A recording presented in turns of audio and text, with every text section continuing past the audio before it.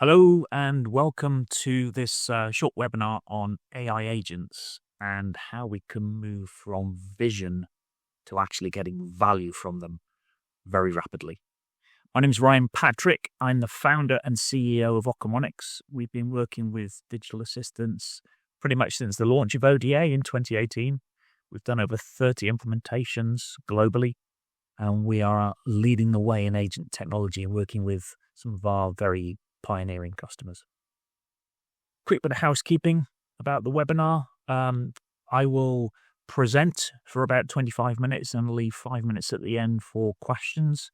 However, if you have any questions during the session, please feel free to post them in the Q&A. You'll see a little Q&A section at the top of the Teams toolbar. Once you're into there, you can choose Ask a Question and type away. And one of our development team or product management team on the call will respond to that.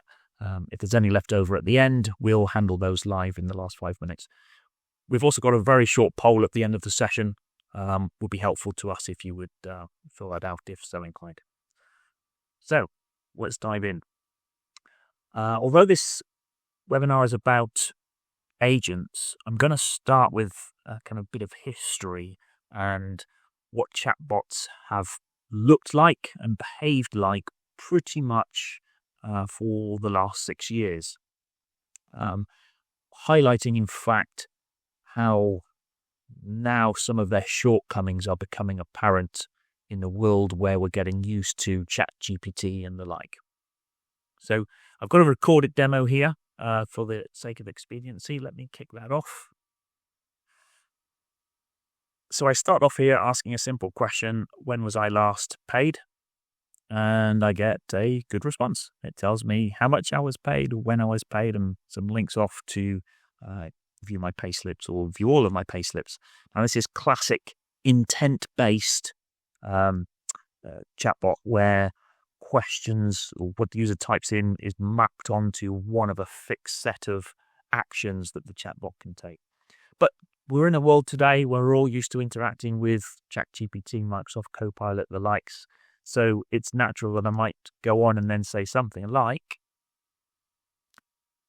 what about before that? Meaning, what was I paid before that last pay? Now, what you can see has happened is that the chatbot hasn't understood that question. It's got no idea of the context. So it's treated this in isolation. What about before that? And it just doesn't know what to do with that. So let's move on, and following on from that, I'm like, okay, so it can't tell me my last pay. Can you tell me how much tax I paid on that last pay? And what's happened is, again, it's treated this as a standalone question, and you can see it's picked up essentially on one word, tax, and it's told me a couple of things that it can do with tax. It hasn't shown me the tax breakdown. It hasn't really understood that I'm asking for a tax breakdown. It simply picked up on that keyword and mapped it to a couple of things that it can do. So we're not having the greatest experience here. Let's carry on. Let's see what happens next. So I tried to correct it. I've asked for a tax breakdown. It's given me the wrong answer. I say no for my last pay. And it hasn't treated that as a correction. Again, it's kind of picked up on this one keyword. And I'm back to where I started. It's given me the exact same answer. What was my last pay? So at this point, as a user, I'm pretty fed up. Okay, let's talk to an agent. And it's okay doing that, but we have to go through another authentication process. So this is, this now is a conversation that pretty much has failed. Not only has the user failed to get the information they wanted, when they try to talk to an agent, they've been asked to go through another authentication process. So that's how things can go wrong with what is now sort of classic chatbot technology. Let's take a look at a summary of that. The first thing is they're good at some things. Let's not discard them. They're good at single-turn interactions. That very first question that I asked, what is my pay? It gave me a good response. But things started to go awry after that. Why? Because these models are stateless. They treat each question as though it's a new one. So when I asked a follow-on question, no, what about my pay before that? It didn't know what I was talking about. And that's because they use a very simplistic, by today's standard, very simplistic language processing using NLP, natural language processing. It's by today's standard, a very small neural network. These models don't support correction. And again, that's because they have no history, so they don't know what you're trying to correct. But corrections are things that we've got used to now interacting with Copilot and ChatGPT. So these are the sort of capabilities we need to be building into our assistants. The end result of all of this is actually your deflection rate, which is the gold standard metric for measuring success of a chatbot, is usually quite low. So, what's the difference? What is an agent? I do have a recorded demo of this, which I will circulate the deck afterwards, but I'm actually just going to show you this demo live.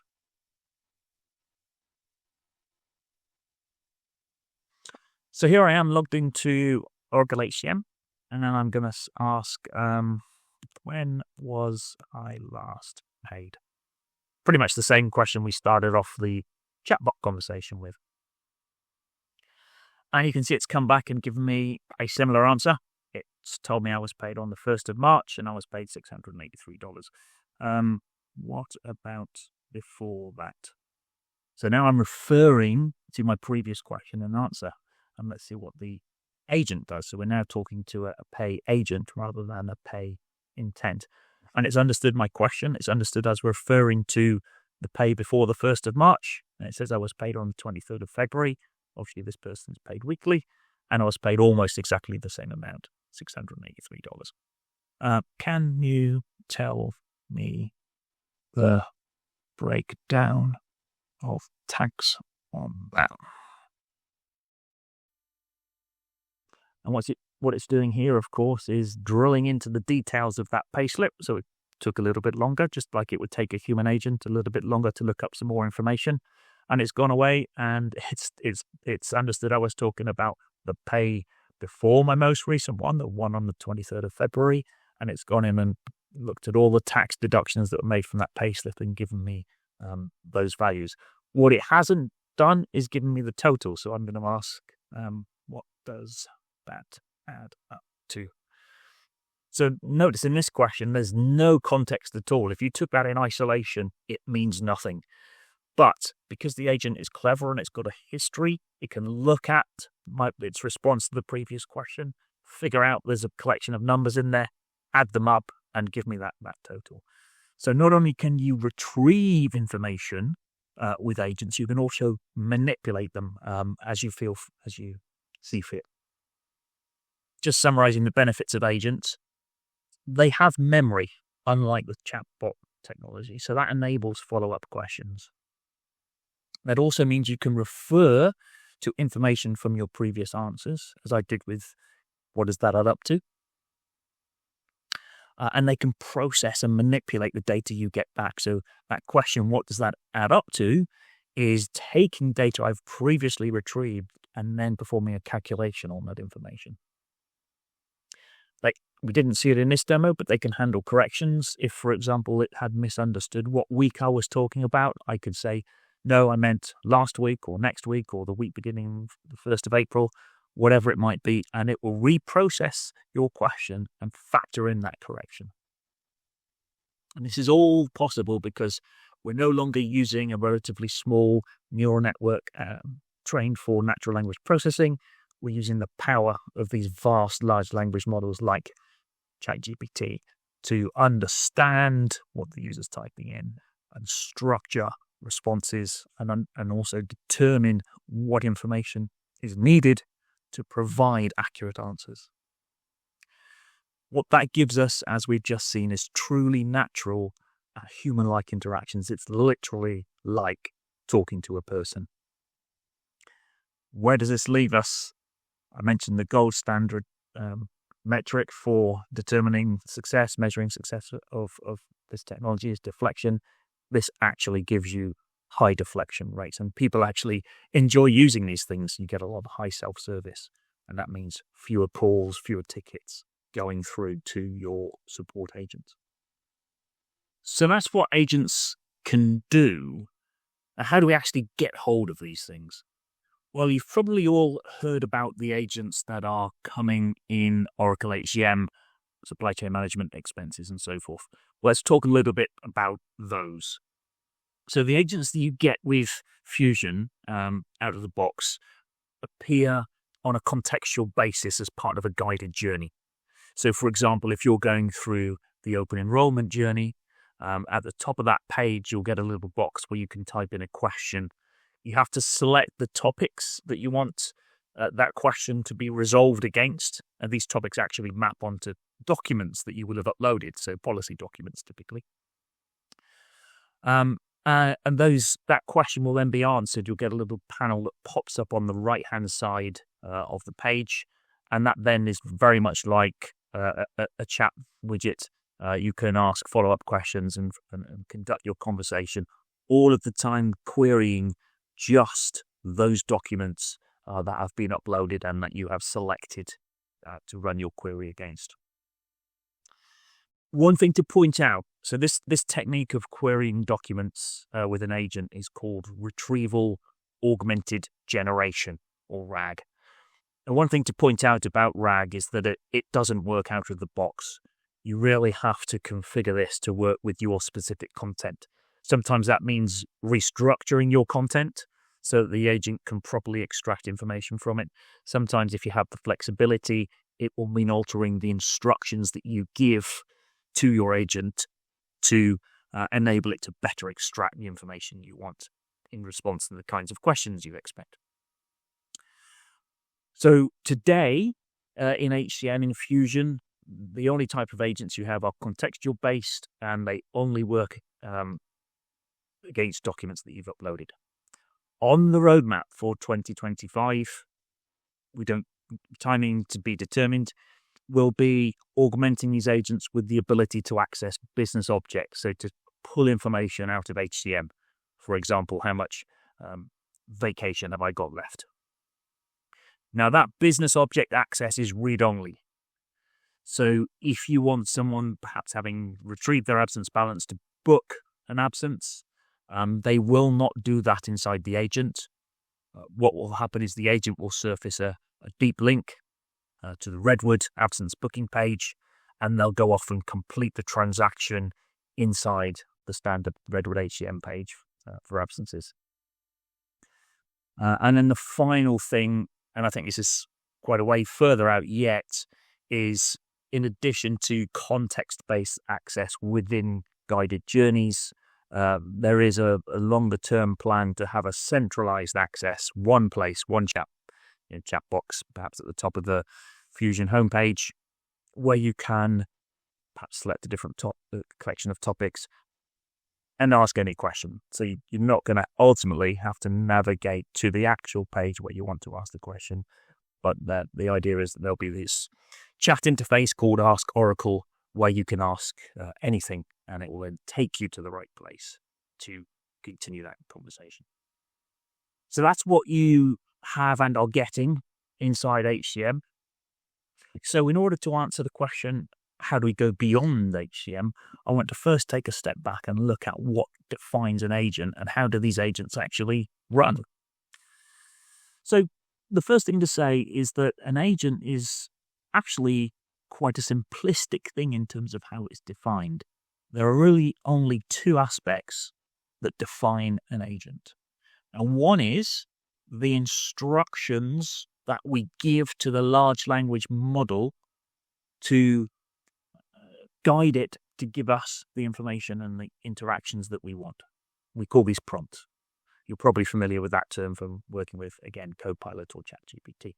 Now, the other thing is, I said earlier that unlike ChatGPT, where it's drawing on information from across the whole of the internet, we want our agents to only draw on particular information. So we have to give it tools that allow it to access the information that we want it to use. Now, those tools can be things like looking up documents, as we got a peek into a moment ago with the Oracle HCM agent, or they can be more sophisticated. They can call out to APIs, so they can call into Oracle HCM, they could call into Kronos, they could call into any other third-party business system that exposes an API to dynamically retrieve information about an employee and the information that they might want to find out, whether it's pay or absence or benefits or whatever that might be. So these tools combined with the LLM instructions are what define an agent.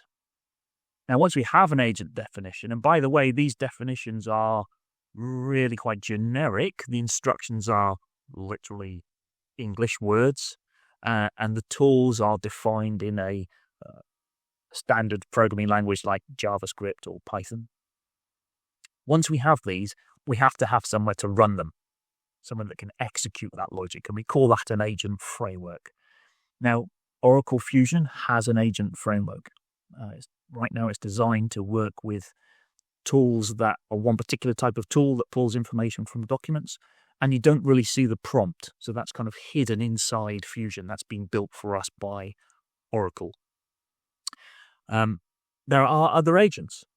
So Oracle Digital Assistant is an agent that we've worked with extensively. And there are other agents, OCI, Agent Service, Microsoft, Amazon, Google, all have these agent frameworks. Now, what do these agent frameworks do if they are open agent frameworks? So they allow us to create our own arbitrary tools. So currently in Fusion, the tools that you can create are constrained to retrieval augmented generation tools, i.e. tools that pull information out of documents that you upload. But tools, as I mentioned, can call APIs, they can query databases, they can go into SharePoint, and they can do whatever you want them to do. If there's an API to do it, if you can write code to do it, then a tool can do it. And an open agent framework lets you define and build and implement your own tools. And that's incredibly powerful because that means we can have our agent draw on information from anywhere across your enterprise and the huge wealth of different systems you have operating in your enterprise. The other thing that agent frameworks do is provide us access points or channels. So this is the user interface through which your employees will interact with the agent. Now in Oracle Fusion, there is one interface, there's one channel, and that is the chat box that appears in context on a page as part of a journey. Moving beyond that, these other frameworks provide more generic channels, so you can embed a chat widget in any web page. You could certainly embed it in Fusion. You could embed it in Teams. You could have it on your internal employee portal. You can have it on a mobile device. You can plug it into WhatsApp. So wherever your employees are spending their working time, whatever tool, whatever device they're working with today, a good open agent framework is probably going to have a channel that works with that device. And that means your employees don't have to change their working behavior in order to get access to these incredibly powerful agents that ultimately you can use to access all of your business systems, not just Oracle or Microsoft or Amazon, but everything. And the beauty is, as I said, the definition of an agent is relatively simple. Two things: a prompt, or some prompts, and some tools. Those things are portable. And that means even if you build on one framework today, with not a lot of effort, you can take the agents you build in one framework and move them across to another framework. I'm going to give a very quick demo. We've already seen one agent in action. Let's have a look at another agent inside Microsoft Teams. So this is another channel onto this very same agent that I was interacting with earlier, or agent system. I was interacting with the pay agent from inside HCM. I'm interacting with now an agent that can answer questions about maternity leave, and that's hosted in the very same agent framework. This is just a different channel onto it. And I could just as well ask those very same questions about pay, but actually I'm going to ask some questions now about maternity. So I'm going to start off with a very basic question. Tell me about maternity leave. Now, this is an example of retrieval augmented generation, RAG, that concept I mentioned earlier about pulling information out of documents that we have uploaded. So in this case, we've uploaded an organization's maternity leave policy document. And it's come back and given me a very high-level summary of of maternity. It says I'm eligible for maternity pay because I have been employed for at least 26 weeks. Now, how did it know that? Well, it knew that because this is doing more than just looking into a document. It's looked into the document and seen that if you have been employed for more than 26 weeks, you're eligible for pay. And it has then also looked into HCM for this particular user, looked at my length of service, determined that I have been working for the organization for more than 26 weeks, and given me a specific answer to me and my situation. So it's a combination of both looking at documents and retrieving information about the person asking the question to give you a very personalized response. So it's told me that I'm eligible for pay. Let's go ahead and say, what would my maternity pay actually be? And again, what's happened here is it knows the policy. It's going to be based on 100% of pay, followed by 90% of pay. And it's looked at what is my weekly pay, and it's given me an actual number. So it's applied my personal information to the general policy information that's stored in that document and told me I'm going to get £880 a week for the first 6 months, followed by £792 for the remaining 33 weeks. Based on this concept of 100% of pay initially, followed by 90% of pay. So let's ask another question. What if I need to take time off before maternity for prenatal appointments?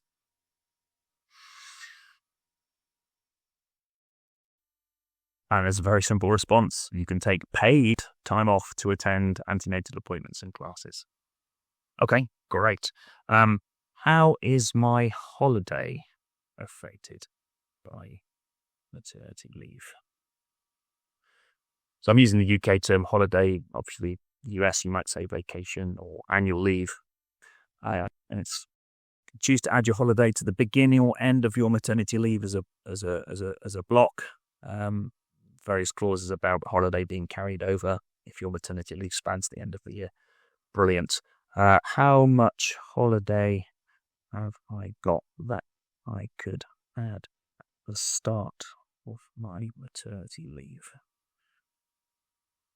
So again, now I'm looking at a combination of interacting with the document, but also pulling my specific information from inside HCM, and it's told me I've got 26 and a quarter days that I could add to the start of my maternity leave. So, okay, this is all looking good. I'm going to get paid. I understand how I can use my holiday and what's going to happen to it. So how much notice do I have to give to book maternity?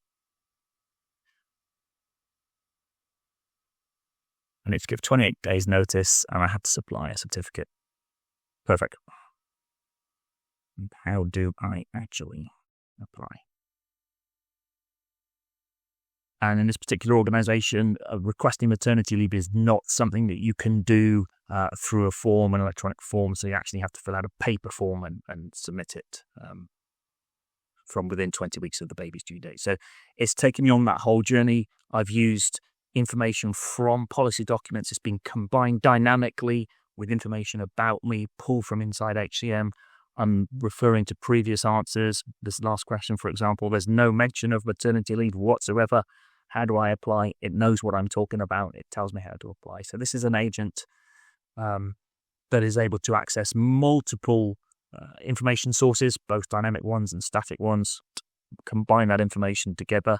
I'm accessing it from a channel that's outside of Fusion, and it gives me that complete experience from the endpoint that users are using today. So they don't have to change their working patterns. Okay, so why does all this matter? Well, number one, the gold standard metric of any kind of AI assistant, AI agent, digital assistant, deflection. People love this stuff. They use it. It works. They will serve themselves, employees, managers. They will conduct their own inquiries into their own information, And with the power of agents inside an open agent framework, they can even complete transactions without leaving the user interface that they normally work in. So maybe that's Microsoft Teams, maybe it's your employee portal. They can stay there, they can work there, they can do everything they need to do from that one place.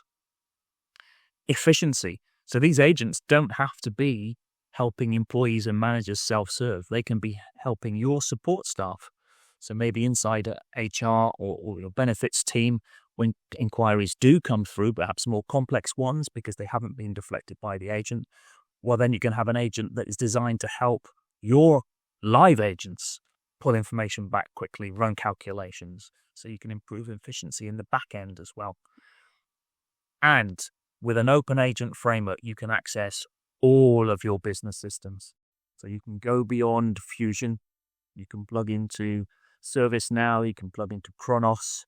You can plug into all of your business systems, wherever they might be, whatever they might be. As long as they have an API, then you can build one of these tools to connect your agent to that system and provide a unified experience, letting your employees and your self-service staff, your service staff access all of your systems from one place. And critically, like I said, this is from your existing channels. This is from the place where your employees are working today. So no change in behavior. So why does all this matter? For those very reasons. Why now? Because it can deliver immediate value. You don't have to wait. This can be done today. It is being done today, as you've seen in a couple of our demos. Many of the customers we're working with have deployed this already. You turn it on, it works. You get deflection, and you also get happy employees because it's quicker, simpler, easier for them to be able to get the information they want and conduct the transactions they want, when they want, where they want, how they want, maybe on their mobile device, wherever it might be, whenever it might be. And these things are extensible, so you don't have to do everything at once. You can start small. What is it that your employees are spending most time doing? What is it that your support staff are spending most time responding to? Let's pick that big bang for the buck. Build out an agent for that one set of queries, and it will start delivering value immediately. And then you can expand upon it. And the beauty, like I said before, there's no risk here. You can build an agent on one framework, and because they are reasonably portable amongst open frameworks, if you decide to change at some point in the future, well, that's not a problem. You can pick up your prompts, you can pick up your tool definitions, and you can move them across to another framework. So there's no risk. So rather than saying, why now? I'd be saying, why not? So that's my summary. Thank you very much for listening. I'm going to open it up to questions now. Please type them into the Q&A, and they'll be read out, and I'll provide responses. Going forward after this session, you can contact me personally at ryan.patrick@ocomonics.com, or you can just send a general email to info@ocomonics.com, and one of the team will pick that up. You can also go on our website if you'd like to set up a meeting. There's a calendar there. You can just book a slot and set up a call, and we can get on the call and discuss your requirements with you. Thank you very much for listening today, and let's open it up for questions.